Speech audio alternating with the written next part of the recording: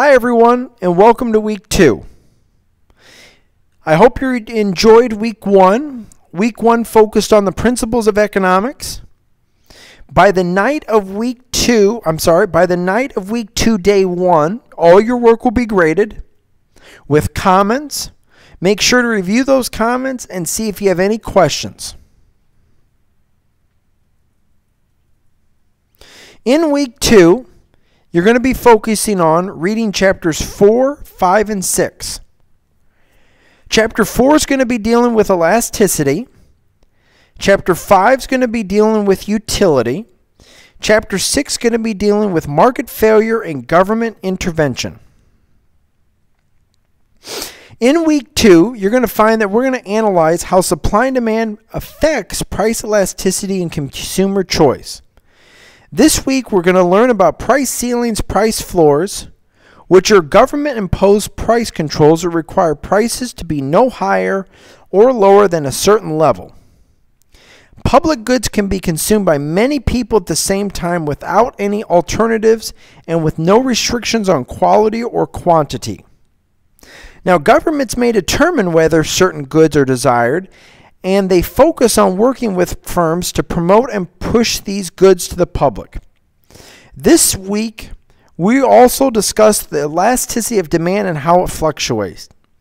So when you look at elasticity, we're going to look at two types of elasticity: elastic products and inelastic products. Elastic products are products that fluctuate greatly in terms of demand when there's a change in the price. Inelastic is not going to fluctuate that much when there's a change in price. In Chapter 5, you're going to deal with utility. And utility is looking at how consumers respond to prices or their satisfaction of consuming goods and services.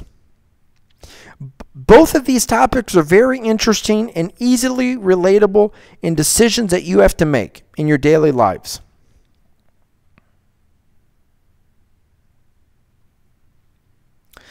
In discussion 1, we're going to focus on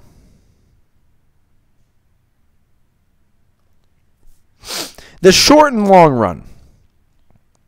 The short run is going to be looking at the time period where there's at least one fixed factor of production.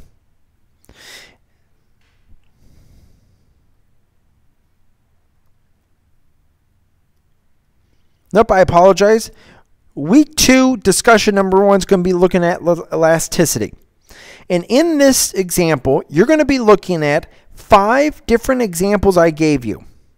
In those 5 examples, you're going to determine whether it's inelastic or elastic and why you pick that choice. Make sure that you're relating the characteristic to the price elasticity of demand. That's very important in your analysis. Always relate it to the determinants of elasticity. So for example, let me give you one that's not on there. Electricity. I find electricity to be more inelastic because I really have no choices. So elasticity is more inelastic because of lack of choices that are available.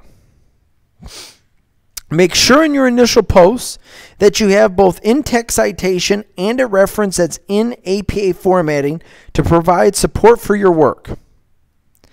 In your 2 peer responses, you want to review the discussion board posts of your classmates, note their responses to the determinants of price elasticity, and respond to your 2 classmates. Discuss with your peers the characteristics of inelastic versus elastic.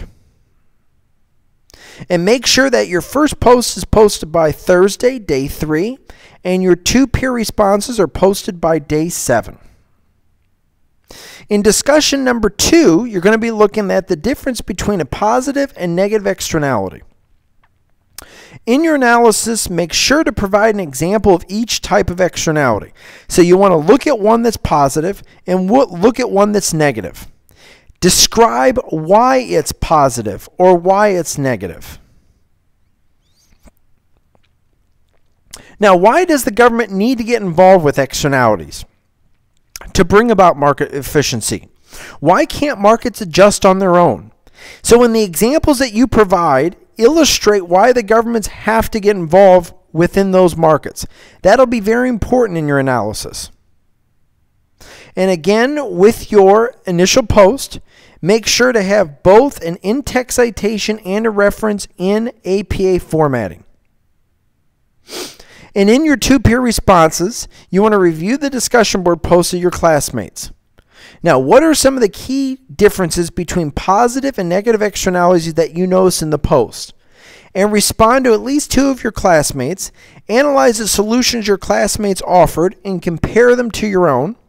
And make sure that your response is at least 1 paragraph in length.